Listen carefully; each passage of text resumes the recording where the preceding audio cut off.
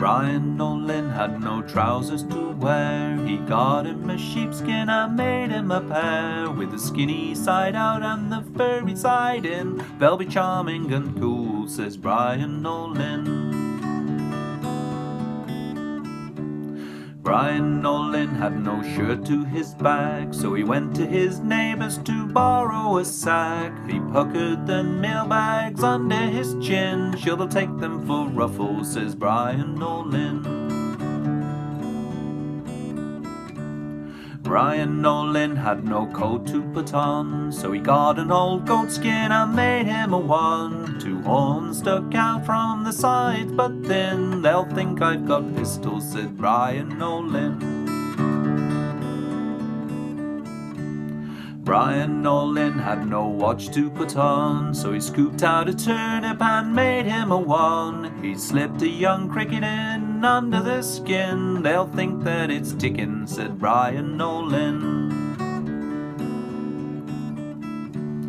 Bryan O'Lynn had no hat to put on, till he went to the dump and he did find him one. Had none of the crown left and less to the brim, but there's fine ventilation, says Bryan O'Lynn. Bryan O'Lynn to his house had no door. He'd a sky to the roof and a bog to the floor.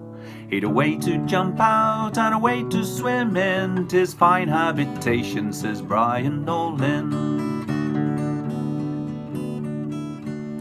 Bryan O'Lynn and his wife and wife's mother, they all went to sleep in the same bed together. The night it was cold and the blanket was thin. Well, I'll sleep in the middle, said Bryan O'Lynn.